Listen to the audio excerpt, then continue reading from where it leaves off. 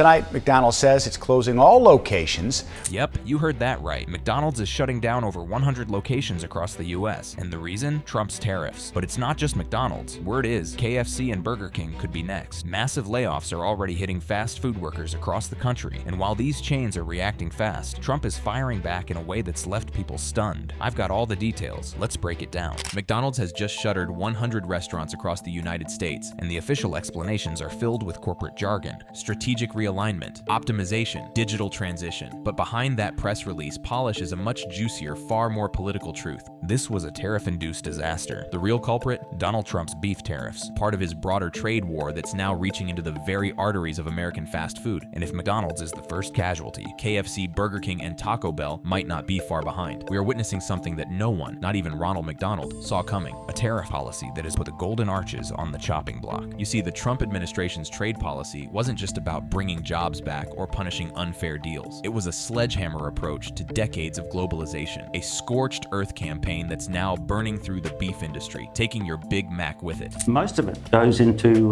McDonald's hamburgers, and if you push up the price by 25%, then you simply push up the price of hamburgers in the United States. That 25% tariff on Australian beef, once dismissed as a symbolic slap on the wrist, just raised wholesale beef costs across the US. The result? McDonald's stores operating on razor-thin margins suddenly saw their costs explode. Even worse, some suppliers started pulling out of US contracts entirely, choosing more stable markets in Asia and Europe. With fewer suppliers and spiking prices, McDonald's was left with an impossible choice: raise prices on burgers and alienate customers, or shut down underperforming stores. They chose the latter. If we can't sell beef at a prot, we're not McDonald's anymore. We're just another salad bar with a clown. That quote from a franchise consultant speaking to QSR magazine might sound funny, but it cuts deep. Because McDonald's isn't just another fast food chain, it's an institution. When it falters, it signals something deeper, a fracture in the American way of life. And here's the kicker. Trump knew it might come to this. He said it himself. Chronic trade deficits are no longer merely an economic problem. They're a national emergency that threatens our security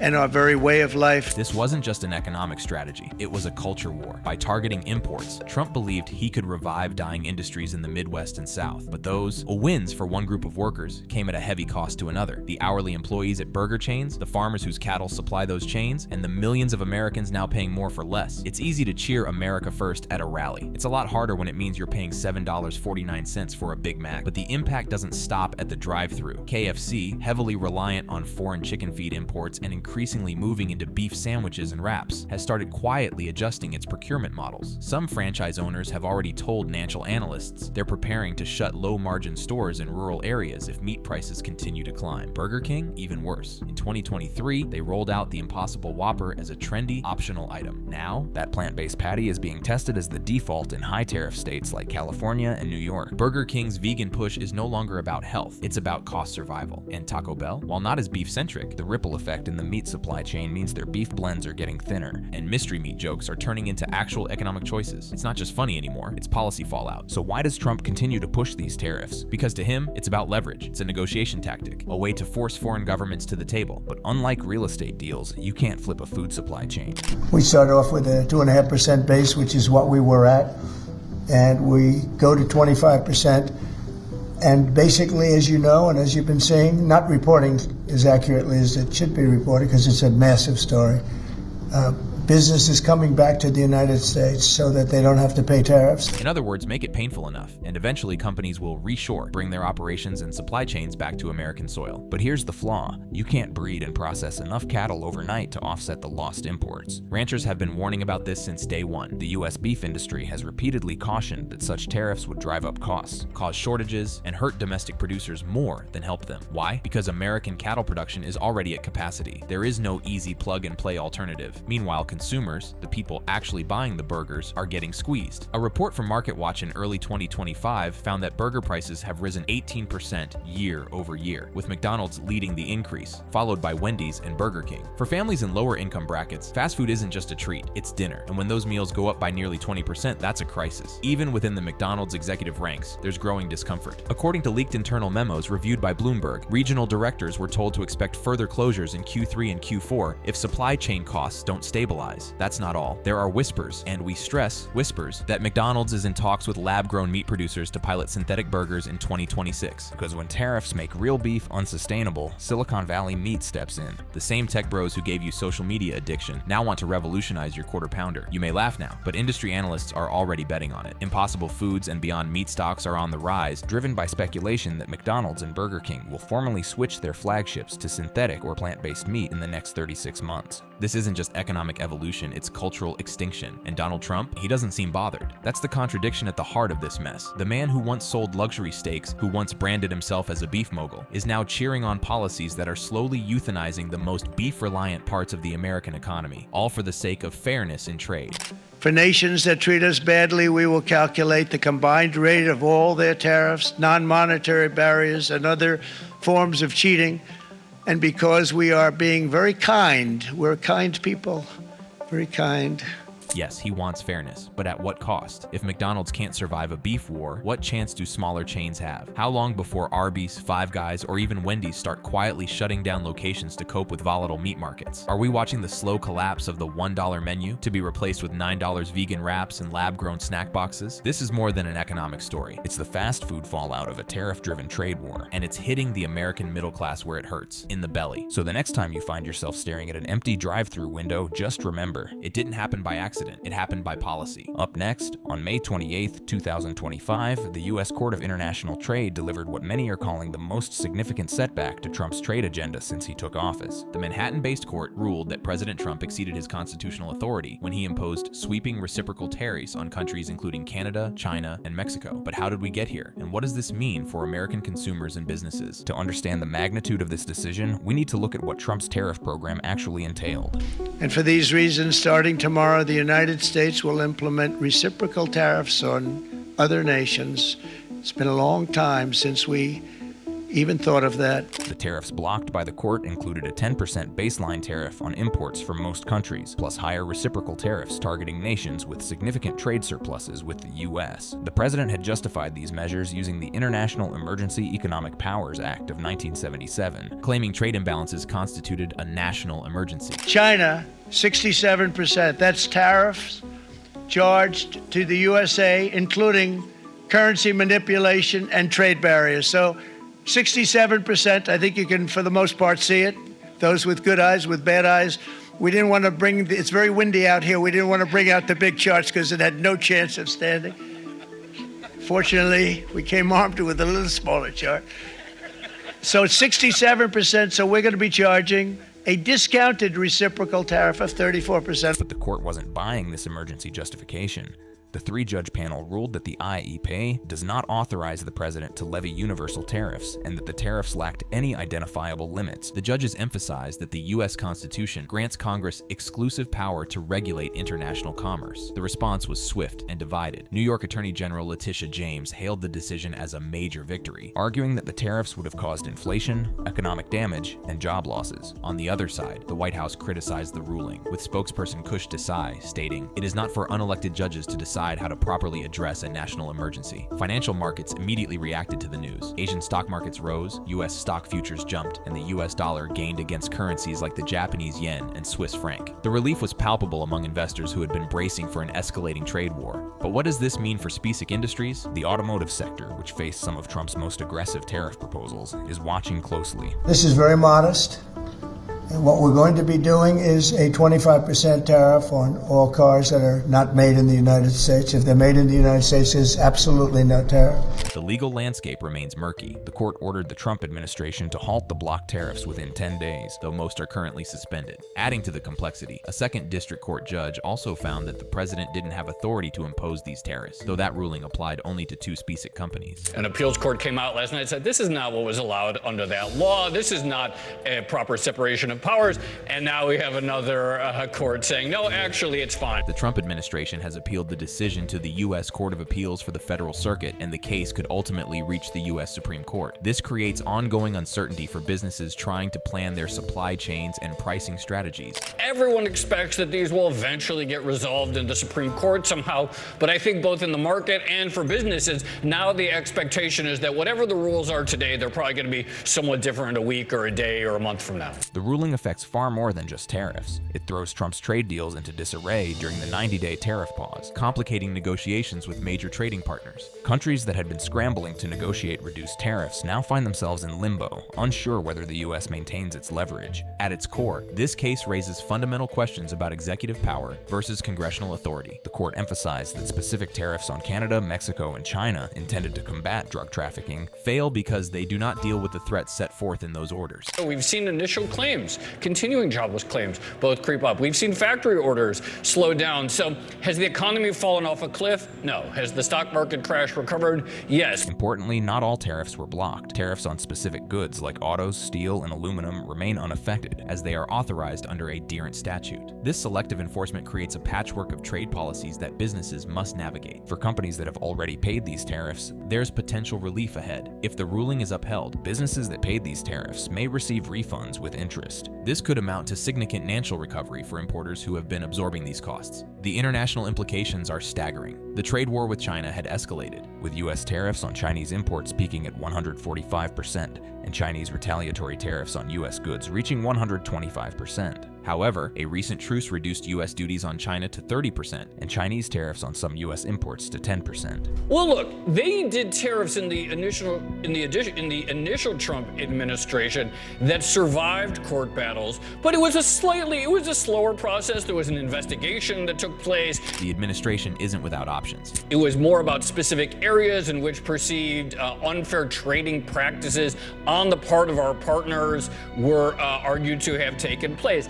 And I get the impression that courts will give the White House quite a bit of flexibility down that route. At least 5 other legal challenges to the tariffs are pending, indicating ongoing scrutiny of Trump's trade policies. As this legal battle continues, businesses, consumers, and trading partners worldwide are left to navigate an uncertain landscape where today's trade rules might be tomorrow's legal footnotes. Next, on May 28, 2025, the Department of Health and Human Services terminated a $590 million contract with Moderna for the development of an H5 bird U vaccine, citing concerns that mRNA technology is under-tested. But this decision comes at a time when bird U infections are spreading rapidly across the country. The stakes couldn't be higher. The H5N1 avian influenza strain has infected nearly 1,000 dairy herds and 70 people since early 2024, raising alarm bells about a potential pandemic. Yet the administration has chosen to cut funding for what many experts consider our fastest response option. HHS Communications Director Andrew Nixon stated, "After a rigorous review, we concluded that continued investment in Moderna's H5N1 mRNA vaccine was not scientifically or ethically justifiable. This is not simply about efficacy, it's about safety, integrity, and trust." This decision bears the clear influence of HHS Secretary Robert F. Kennedy Jr., who has publicly criticized mRNA vaccines, including announcing that COVID-19 mRNA shots would no longer be recommended for healthy children and pregnant women. Kennedy's skepticism toward mRNA technology has been well documented throughout his career. The terminated contract was substantial. The funding included $176 million awarded in July 2024 and an additional $590 million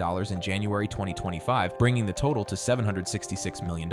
This wasn't just about one vaccine. The contract supported late-stage development, clinical trials for up to V additional influenza subtypes, and the right to purchase vaccine doses. Moderna didn't take this setback quietly. The company highlighted positive interim results from an early-phase clinical trial involving approximately 300 healthy adults, demonstrating a rapid, potent, and durable immune response to the H5 bird U vaccine. CEO Stefan Bancel stated, "These clinical data in pandemic influenza underscore the critical role mRNA technology has played as a countermeasure to emerging health threats." The medical establishment is deeply worried about this decision. Experts argue that mRNA technology's speed and adaptability are critical for responding to potential pandemics. One analysis noted that no other U vaccine production method can match the speed of Moderna's mRNA platform, highlighting the potential setback to U.S. preparedness for a bird U pandemic. The irony isn't lost on scientists who point to mRNA's proven success. The technology's success in developing COVID-19 vaccines, which were among the RST FDA-authorized vaccines, underscores its value in addressing emerging threats. These vaccines were developed, tested, and deployed in record time, potentially saving millions of lives. This termination is part of a larger policy shift. The decision reacts a broader review of vaccine agreements made by the Biden administration administration, driven by concerns over oversight and safety. The new administration is reviewing agreements made by the Biden administration to ensure they meet new standards for safety and scientific rigor. The administration's concerns center on reported side effects, issues like insufficient oversight and potential side effects, such as myocarditis, observed in some COVID-19 vaccine recipients have influenced this decision. Critics argue these rare side ECTs don't justify abandoning the technology entirely. The timing raises serious questions about pandemic readiness. The Biden administration had emphasized mRNA's role in staying ahead of avian flu variants, with former HHS Secretary Xavier Becerra noting its importance for public safety. Now, with bird U cases mounting, that rapid response capability is the table. The threat isn't theoretical. The decision comes amid ongoing bird U outbreaks, with nearly 1,000 dairy herds and 70 human cases reported since 2024, including one fatality. Each new case represents a potential mutation opportunity that could make the virus more transmissible between humans. Despite the setback, Moderna isn't giving up. The company plans to seek alternative funding to continue the program, indicating confidence in the vaccine's potential. Moderna had planned to advance its mRNA 1018 vaccine into late-stage trials, though ending replacement funding of this magnitude won't be easy. Surprisingly, Moderna's stock remained flat in aftermarket trading, suggesting investors may have anticipated this decision or believe the company can secure alternative funding sources. The decision sends ripples beyond Moderna. The broader vaccine industry may face increased scrutiny of mRNA technology, potentially affecting other companies like Pfizer, which also utilized mRNA for COVID-19 vaccines. This could slow innovation in a field where speed often means the difference between containment and pandemic. The termination highlights a fundamental tension in public health policy. The current administration's approach, led by Kennedy, prioritizes re-evaluating prior commitments, which some view as a necessary correction, while others see it as a risk to national health security. Public health experts aren't holding back their criticism. The decision raises critical questions about balancing innovation with caution in public health policy. Some argue that the administration is letting ideology override scientific evidence. This decision doesn't exist in a vacuum. Other countries are watching how the United States responds to pandemic threats, and this move could signal a retreat from global health leadership. If bird flu does evolve into a human pandemic, the U.S. may find itself dependent on vaccines developed elsewhere. The administration may pursue traditional vaccine development methods, but these typically take much longer to develop and deploy. The speed advantage of mRNA technology was demonstrated during COVID-19, when traditional vaccine methods took months longer to reach clinical trials. From a financial perspective, the move raises questions about balancing cost-cutting and safety concerns with the need for rapid pandemic response capabilities. The $590 million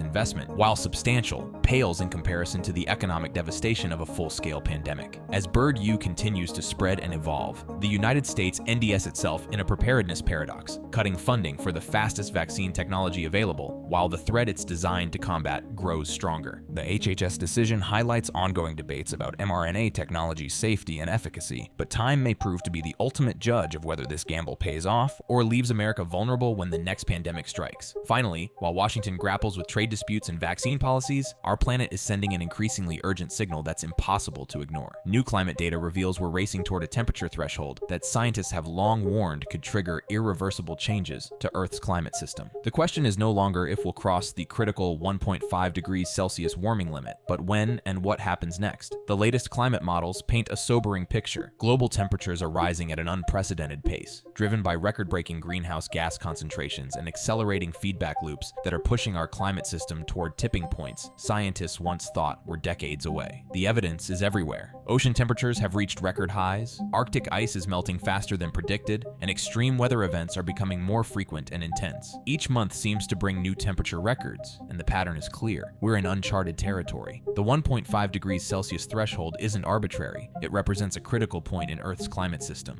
Beyond this level of warming, scientists warn of cascading effects: more severe droughts, stronger hurricanes, rising sea levels that threaten coastal cities, and ecosystem collapses that could affect food security for billions of people. Based on current emission trends and the latest climate data, we're on track to exceed 1.5 degrees Celsius of warming within the next decade. This represents a dramatic acceleration from previous projections, which had suggested we might have until the 2030s to avoid crossing this threshold. What's particularly alarming scientists is the acceleration of natural feedback loops. As Arctic ice melts, dark ocean water absorbs more heat than reactive ice, accelerating warming. As permafrost thaws, it releases stored carbon, adding to atmospheric greenhouse gases. These processes are happening faster than models predicted. The real-world impacts are already visible. Heat waves are breaking temperature records by unprecedented margins. Rainfall patterns are shifting dramatically, creating both severe droughts and catastrophic flooding. The agricultural systems that feed the world are under increasing stress. Our oceans, which absorb much of the excess heat and carbon dioxide, are showing signs of significant stress. Ocean acidification is affecting marine ecosystems, while rising sea temperatures are causing massive coral bleaching events and disrupting fish populations that billions depend on for protein. The economic consequences are staggering. Climate-related disasters are causing hundreds of billions in damages annually, and these costs are accelerating. Insurance companies are pulling out of high-risk areas, and property values in vulnerable coastal regions are beginning to reflect long-term climate risks. Food security is increasingly at risk. Changing precipitation patterns, more frequent extreme weather, and shifting growing seasons are affecting crop yields worldwide. Some regions are experiencing severe droughts while others face unprecedented ooting, disrupting global food supply chains. Our infrastructure, built for the climate of the past, is struggling to cope with new extremes. Power grids fail during extreme heat, roads buckle, airports flood, and transportation systems shut down as weather patterns become more volatile. Despite the grim outlook, technological solutions are advancing rapidly. Renewable energy costs have plummeted, making clean power competitive with fossil fuels in most markets. Energy storage technology is improving, and electric vehicle adoption is accelerating globally. Governments worldwide are beginning to respond with increasing urgency. Some countries are implementing carbon pricing, investing heavily in renewable energy, and setting ambitious net zero targets. However, the pace of policy change still lags behind what scientists say is necessary. As some level of additional warming appears inevitable, adaptation strategies are becoming crucial. Cities are redesigning infrastructure to handle extreme weather, coastal communities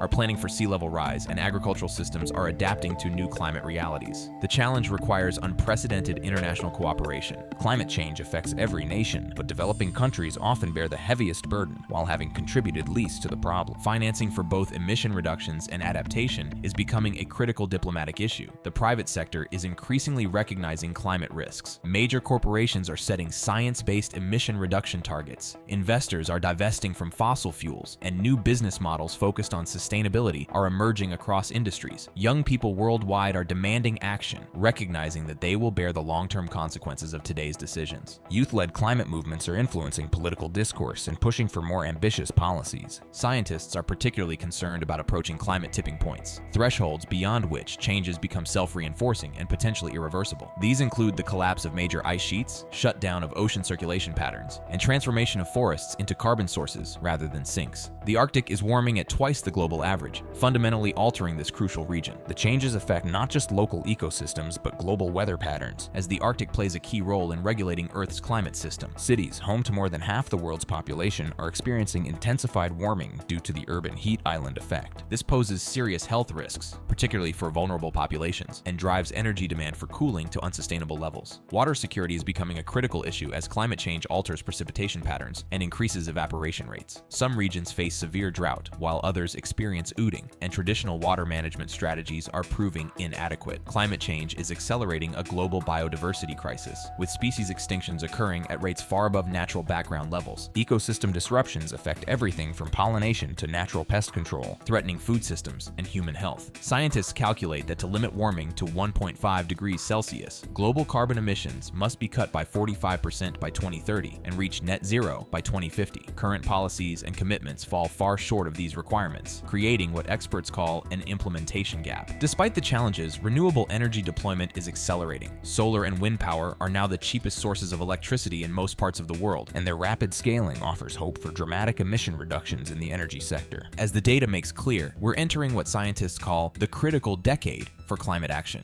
The decisions made in the next few years will determine whether we can still limit warming to 1.5 degrees Celsius, or whether we'll face a much more dangerous climate future. The science is clear, the technology exists, and the economic case for action is stronger than ever. What remains is the political will to act at the speed and scale the crisis demands. Time is running out, but it's not too late if we act now with the urgency this moment requires.